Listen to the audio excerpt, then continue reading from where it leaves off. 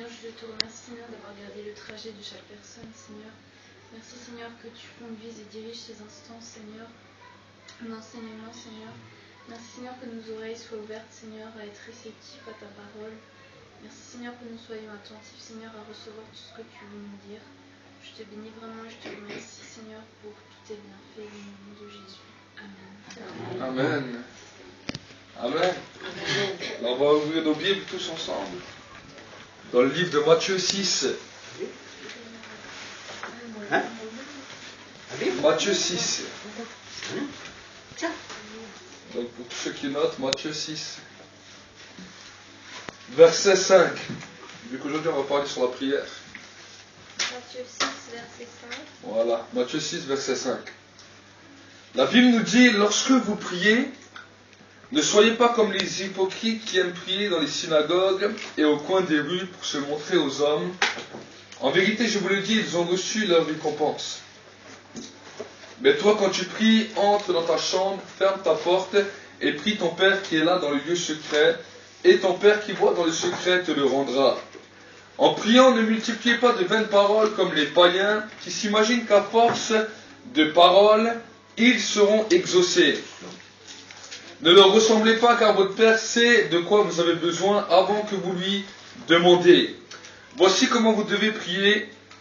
Notre Père qui es aux cieux, que ton nom soit sanctifié, que ton règne vienne, que ta volonté soit faite sur la terre comme au ciel. Donne-nous aujourd'hui notre pain quotidien, pardonne-nous nos offenses, comme nous pardonnons aussi à ceux qui nous ont offensés.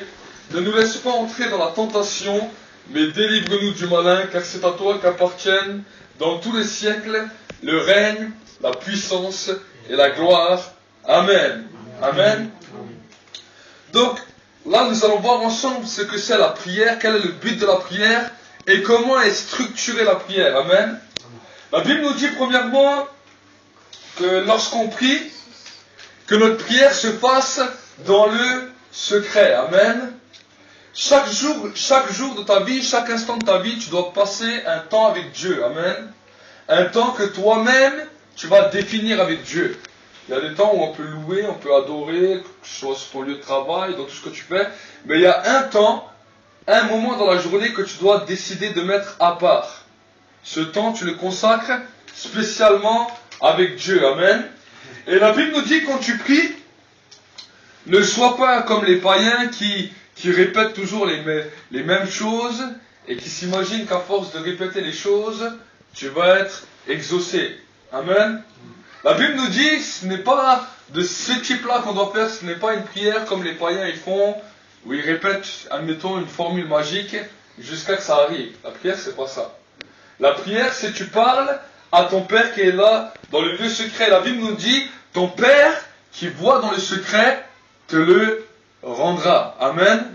En d'autres mots, il va te récompenser. La prière est la seule chose qui amène toujours une récompense. Amen. La louange n'amène pas forcément une récompense. La louange amène une dimension, un état d'esprit dans lequel le Saint-Esprit nous transforme.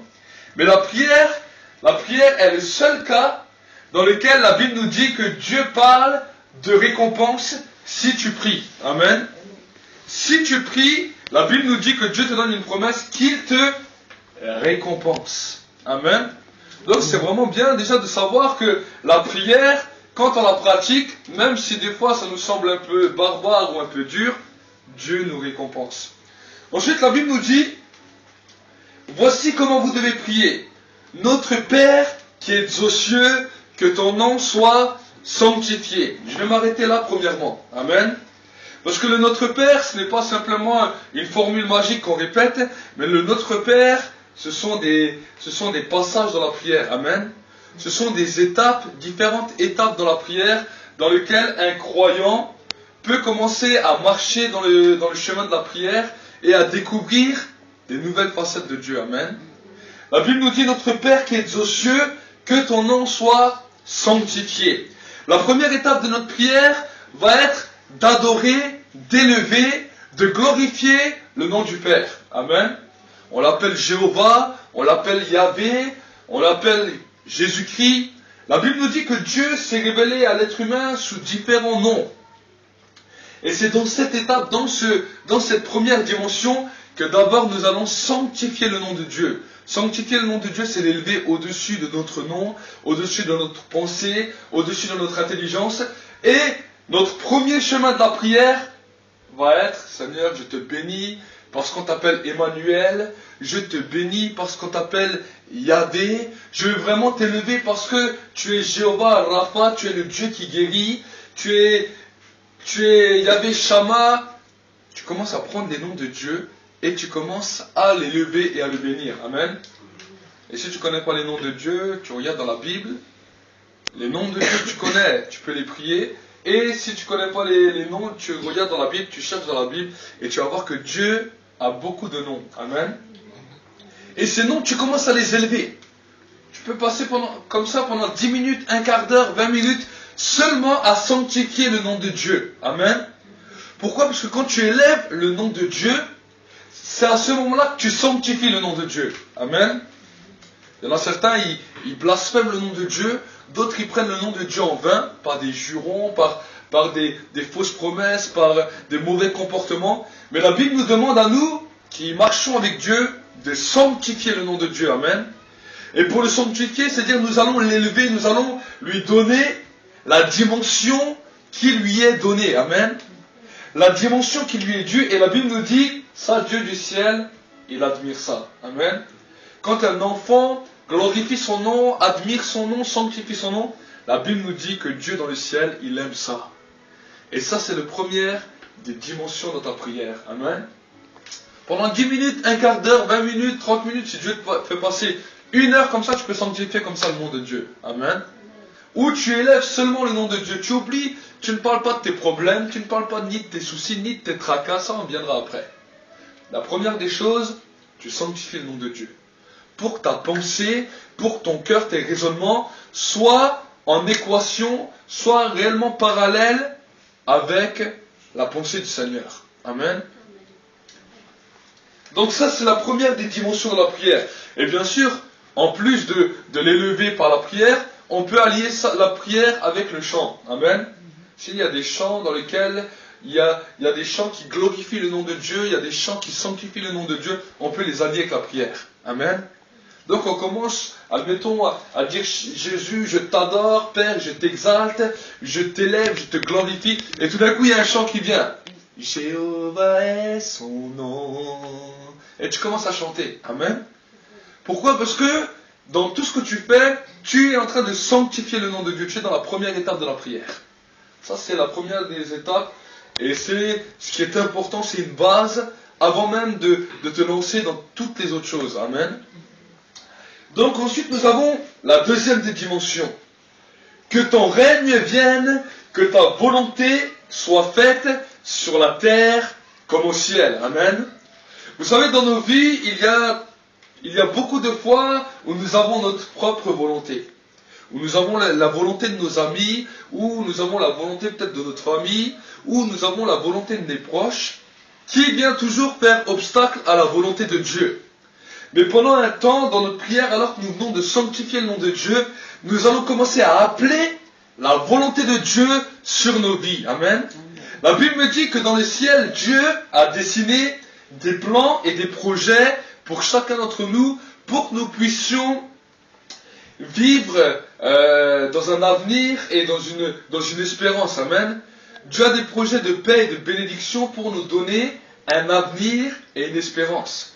Mais ce qu'il faut savoir, c'est que ces plans et ces projets sont dessinés dans le ciel. Amen. Mais dans la prière, nous allons appeler les plans et les projets de Dieu qui sont dessinés dans le ciel à descendre sur la terre. C'est ça ce que Jésus dira quand il dira, regardez ce qu'il dira.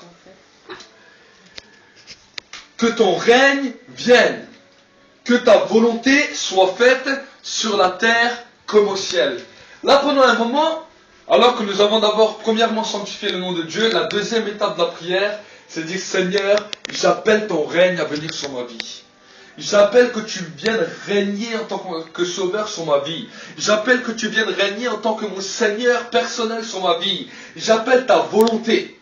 Tous les plans, tous les projets que tu as dessinés pour cette journée, pour ma vie, pour ce mois-ci, pour cette année, je les appelle aujourd'hui, maintenant sur ma vie. Et pendant un instant, on va renoncer, on va aussi apprendre à renoncer à nos propres plans et à nos propres projets. Et on va dire, Seigneur, je te remets mes plans, je te remets mes projets, je te remets ma volonté, je te remets tout ce que moi j'avais à cœur, et je te demande que c'est toi qui le remplaces par ton règne et ta volonté dans ma vie. Amen. Amen. Et là, on peut le demander jusqu'à qu'on sente vraiment la paix. Amen. Ça, c'est quelque chose qu'on va demander à Dieu jusqu'à ce que tu sentes la paix dans ton cœur. Tant que tu ne sens pas la paix dans ton cœur, c'est que la volonté de Dieu n'est pas encore descendue. Amen. Tu attends encore. Et tu dis, Seigneur, je réclame. Seigneur, je demande ta volonté. Que ta volonté descende maintenant sur ma vie. Que ta volonté amène un changement dans mes directions, dans mes projets, dans tout ce que j'ai voulu entreprendre. Je réclame ta volonté. Amen. Ça, c'est quelque chose qu'il faut réclamer ardemment. Parce que c'est dans la volonté de Dieu que nous allons voir les plans et les projets de Dieu. Amen. Dans nos propres volontés, les plans et les projets de Dieu, ce n'est pas dans notre propre volonté, ni dans notre propre pensée. La Bible nous dit, mes voies ne sont pas vos voies, et vos pensées ne sont pas mes pensées. C'est pour cela que nous avons besoin de recevoir les plans de Dieu, la direction de Dieu et la pensée de Dieu. Amen. C'est pour cela que l'apôtre Paul dira, soyez transformés par le renouvellement de l'intelligence et apprenez à discerner ce qui est bon, agréable et parfait. Amen. Quand la volonté de Dieu descend sur nos vies, nous pouvons seulement à ce moment-là discerner ce qui est bon, ce qui est agréable et ce qui est parfait. Avant, on ne sait pas ce qui est bon pour nous, on ne sait pas ce qui est agréable pour nous et on ne sait pas ce qui est parfait pour nous. Amen. Donc c'est pour ça que cette étape de la prière est réellement très importante, parce que c'est cette étape qui va nous amener à vivre dans la volonté de Dieu et à amener des changements dans notre vie. Amen. Parce que sans la volonté de Dieu, il n'y a pas de changement dans notre vie. On est chrétien, on est né de nouveau, mais il n'y a aucun changement, il n'y a aucun changement de situation. Toutes les situations, si ta situation était stérile, elle reste stérile parce que tu n'as pas été transformé par la volonté de Dieu. Amen.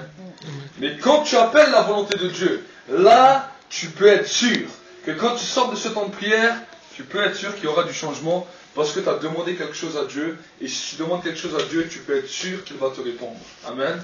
Amen. Donc ça, c'est la deuxième des dimensions. Donc vraiment, c'est important de les noter, ces dimensions, ces directions. D'abord, sanctifier le nom. Ensuite, la volonté de Dieu. Amen.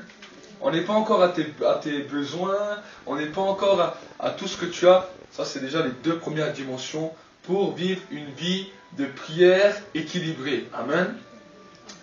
Maintenant, nous allons voir la troisième dimension. Donne-nous aujourd'hui notre pain quotidien. Amen. Dieu, pourquoi il nous parle du pain quotidien? Il aurait pu parler, donne-nous le pain de toute notre vie, donne-nous le pain de demain, d'après-demain. La Bible te dit que tu as des besoins pour aujourd'hui. Donc aujourd'hui, c'est les besoins pour cette journée que tu dois demander, pas pour demain, pas pour après-demain. Amen. Parce que Dieu sait que demain, tu as besoin de retourner en prière pour lui redemander les besoins que tu as journaliers. Amen. Jésus a dit, ne t'inquiète pas du lendemain. Le lendemain s'inquiétera de lui-même. Donc c'est pour cela que chaque jour, nous venons devant Dieu et nous disons, Seigneur, voilà, j'ai tel et tel besoin. Peut-être tu as besoin d'argent pour payer tes factures. Peut-être tu as besoin de manger, de t'habiller, d'acheter une paire de chaussures. Je ne sais pas quels sont tes besoins. Mais c'est dans cette troisième dimension de la prière que tu vas demander à Dieu tout ce que tu as besoin. Si tu as besoin d'une nouvelle paire de chaussures, une nouvelle paire de chaussettes, une nouvelle montre, je ne sais pas ce que tu as besoin, une nouvelle voiture, une nouvelle roue de voiture, une nouvelle roue de voiture. C'est là, à ce moment-là, tu dis, Seigneur, voilà, aujourd'hui j'ai besoin de ça, j'ai peut-être besoin de tant et tant d'argent pour pouvoir acheter ce que j'ai besoin.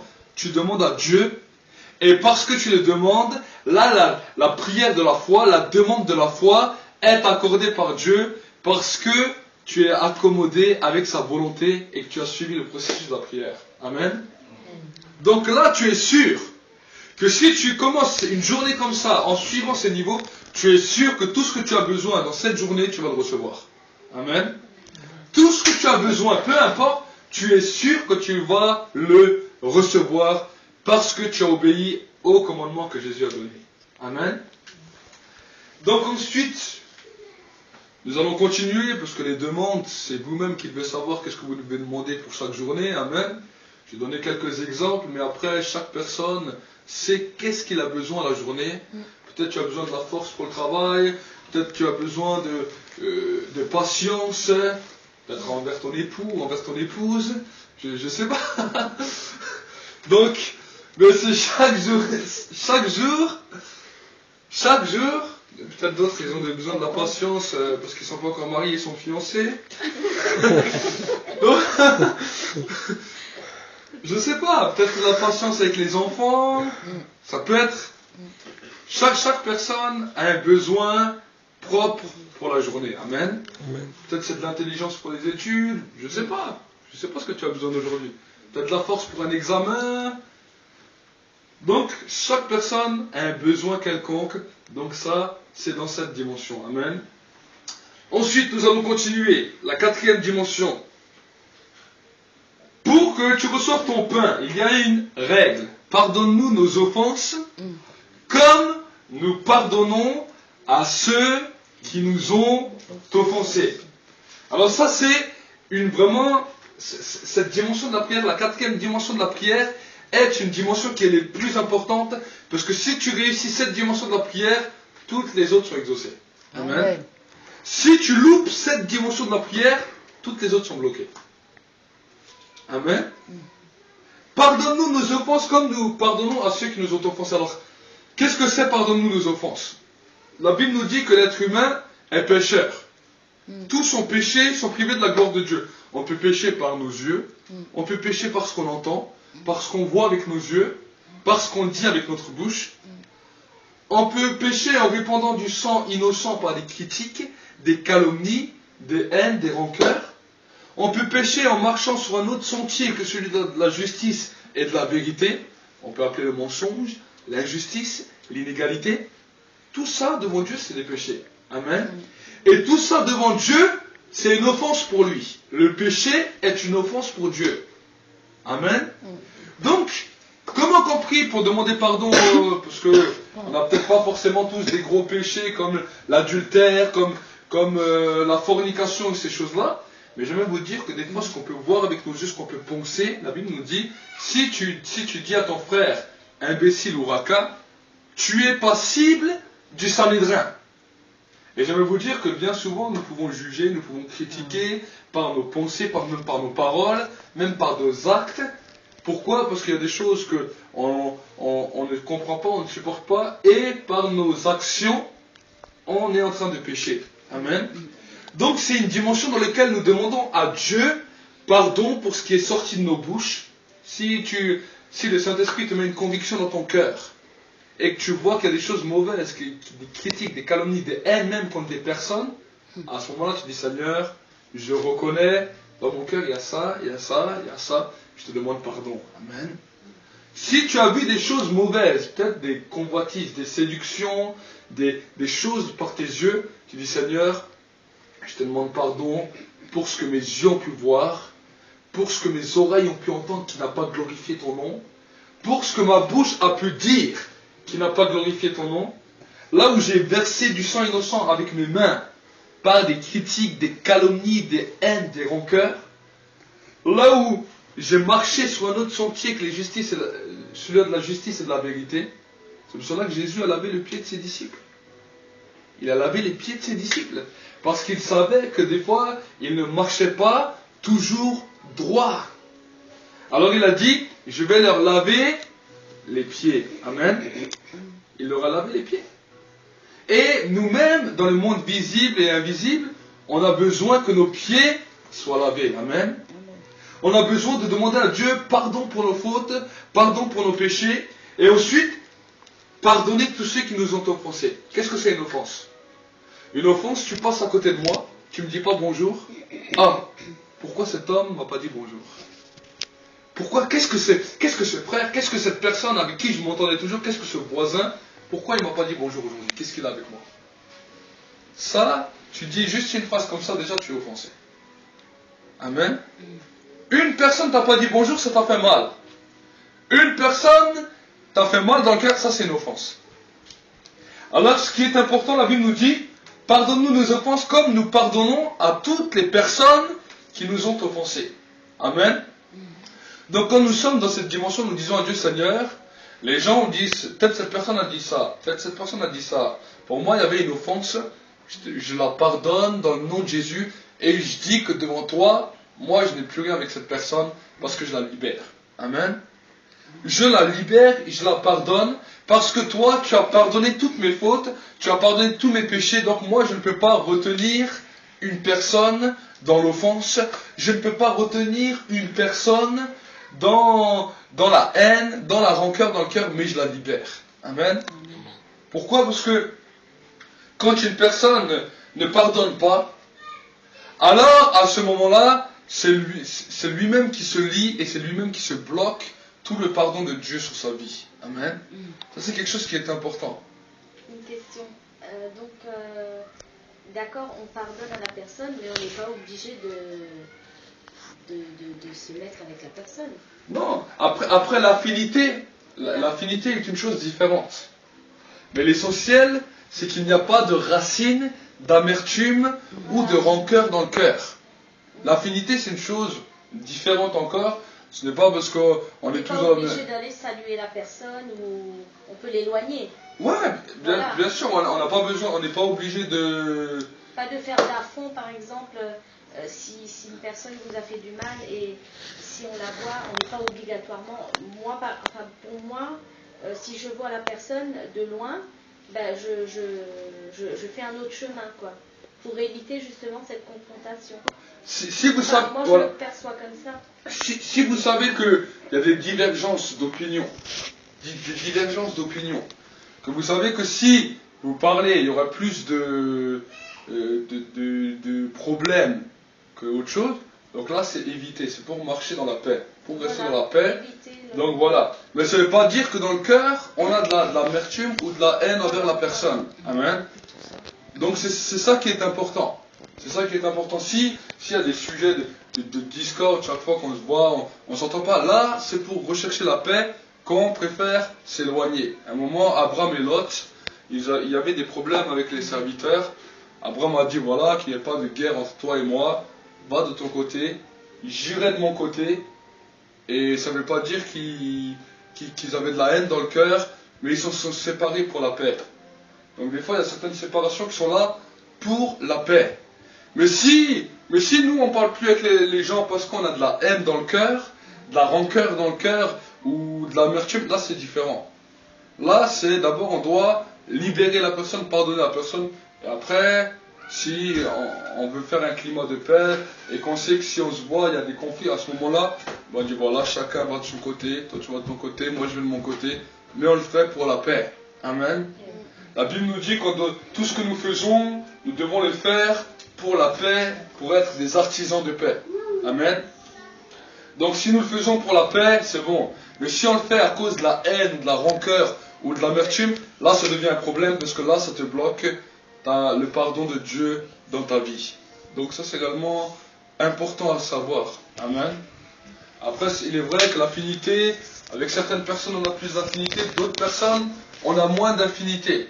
Ça ne veut pas dire qu'on se haït ou on se déteste parce qu'on n'a pas d'infinité, mais l'affinité ça se travaille et il y a des personnes qui ça passe mieux que d'autres. Ça ne veut pas dire qu'il y a une haine derrière. Amen. Donc ça c'est également important à savoir.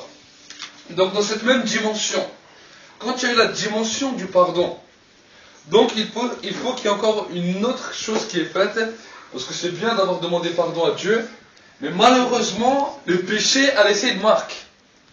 Le péché a laissé des douleurs, le péché a laissé peut-être des séquelles. Donc, toutes ces choses doivent être effacées. La Bible nous dit, il envoie sa parole et il les guérit. Amen. La Bible nous dit que le sang de Jésus a effacé l'acte de transgression qui était rédigé contre nous. C'est à ce moment-là, alors qu'on a demandé pardon ou on a libéré le pardon, c'est à ce moment-là qu'on invoque le sang de Jésus sur notre vie. C'est à ce moment-là qu'on commence à invoquer et à proclamer le sang de Jésus sur ta vie, sur ton corps, sur tes pensées, sur ton âme, sur ton esprit. C'est à ce moment-là où tu vas commencer à demander au sang de Jésus de te laver. De te laver tes pensées, de te laver tes yeux, de te laver tes oreilles, de te laver ta bouche, tes mains, ton cœur, tes pieds, ton âme, tes pensées, tes rêves. Des fois, on peut le voir dans nos rêves, qu'on sent qu'il y a de l'offense dans les rêves, de l'amertume, de la rancœur dans les rêves. On peut voir que des fois, dans les rêves, le diable vient nous traumatiser ou nous faire croire des choses qui ne sont pas vraies. À ce moment-là, on commence à sanctifier, à nous sanctifier par le sang de Jésus. Amen. Après le pardon. Après le pardon. Après le pardon, on invoque le sang de Jésus. On peut aussi chanter les chants avec le sang de Jésus. Et on proclame le sang de Jésus si on est en couple, sur notre conjoint, sur nos enfants. On déclare que le sang de Jésus amène la vie de Jésus. Amen. Amen. On déclare qu'en proclamant le sang de Jésus, c'est la vie de Jésus qui commence à couler. Et là, on proclame le sang de Jésus comme un cri de victoire. Amen.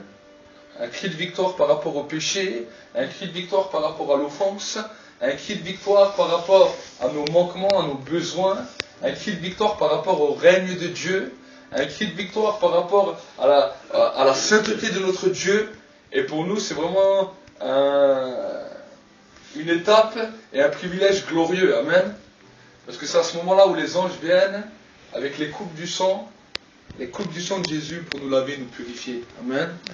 Je donne souvent cette image, c'est ce moment-là où on entre dans la douche et où on est lavé, purifié totalement. Amen. Donc nous allons continuer ensemble. Ensuite il continuera. Ne nous laisse pas entrer dans la tentation, mais délivre-nous du malin. C'est à ce moment, alors que nous avons invoqué le sang de Jésus, que le sang de Jésus nous a lavé et nous purifié, que le sang de Jésus attire la personne du Saint-Esprit sur nos vies. Amen.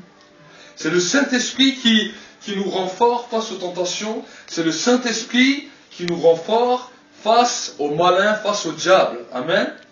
Et c'est à ce moment-là où on se réconcilie avec le Saint-Esprit, si peut-être nous l'avons attristé ou nous avons désobéi. C'est là où on lui dit, Saint-Esprit, nous t'invitons dans nos vies et nous pouvons vivre un temps de communion personnelle et profonde avec le Saint-Esprit. Amen. C'est un temps où nous pouvons parler avec le Saint-Esprit, commencer à le connaître, commencer à le découvrir, commencer à connaître sa personne et commencer à vivre un moment d'intimité avec lui.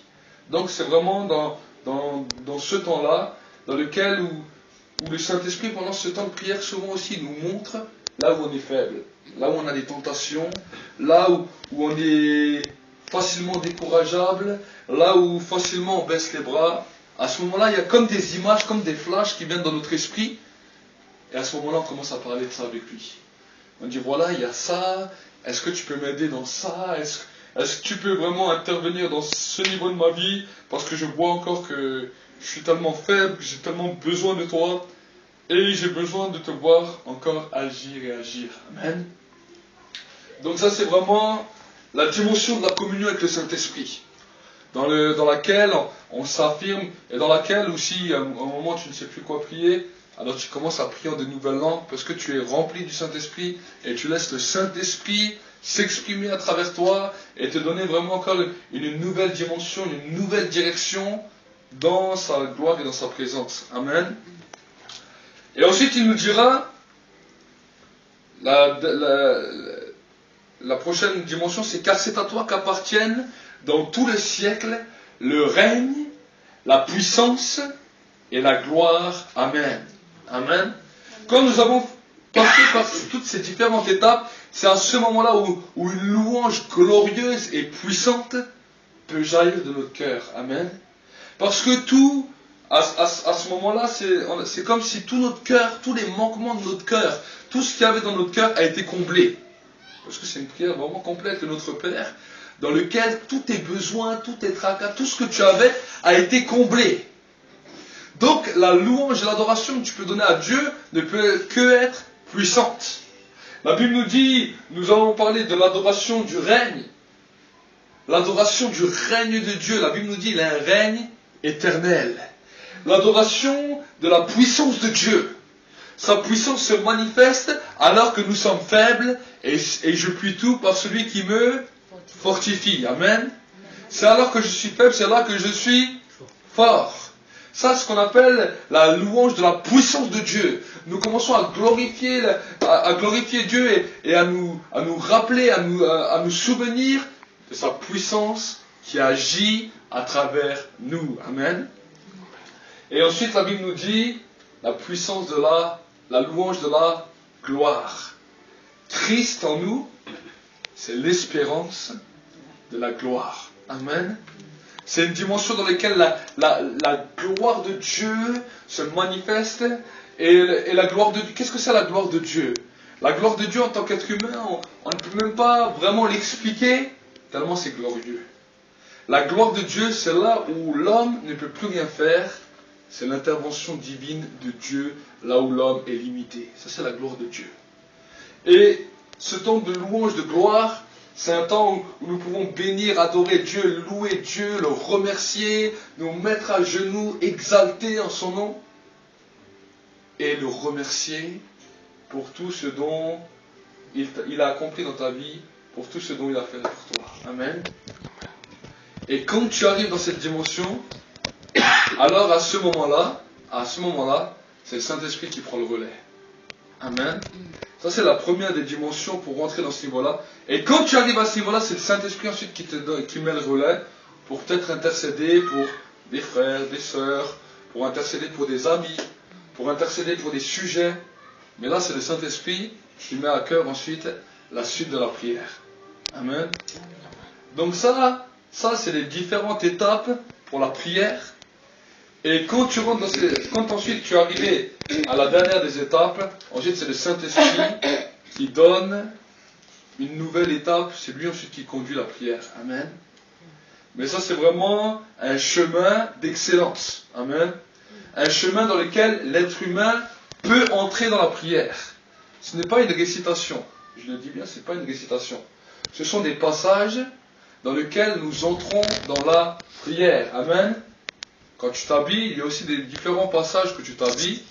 Donc, tu ne te lèves pas, tu mets ta veste et tes chaussures et tu sors. Tu dois mettre les chaussettes, tu dois mettre le pantalon, tu dois mettre un pull, tu dois t'habiller. Amen. Donc, dans la prière, c'est pareil. Avant que même le Saint-Esprit prend le relais, d'abord nous entrons dans les dimensions de la prière. Nous nous mettons en position pour que le Saint-Esprit puisse prendre le relais. Amen. Et ça, il est de notre devoir, chaque croyant, chaque croyante, de pouvoir entrer dans ces dimensions. Amen.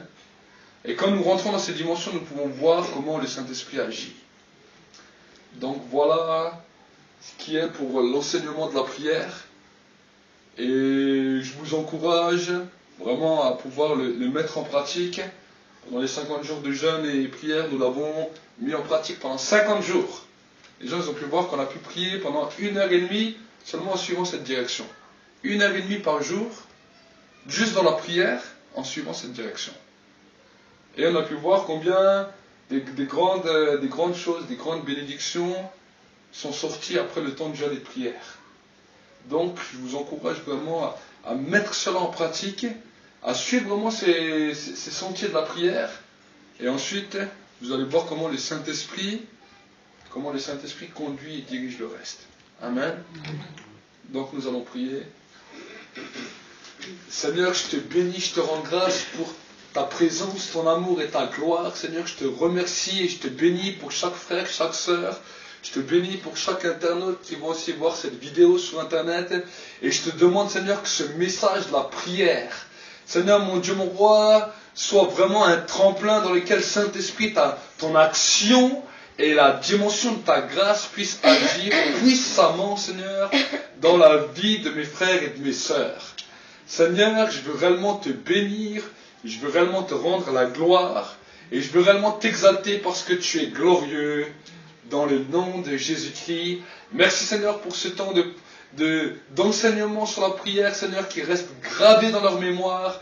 Et Seigneur, pour ce fondement dans lequel Jésus-Christ est fondé dans leur vie, et dans lequel, Seigneur, mon Dieu, mon roi, tu bâtis l'Église sur le fondement de Jésus-Christ. Et ce fondement, Seigneur, c'est ta parole. Ce fondement, c'est la prière. Je te bénis, je te rends grâce. Dans le nom de Jésus-Christ. Amen. Et que Dieu vraiment vous bénisse. Acclamez pour le Seigneur.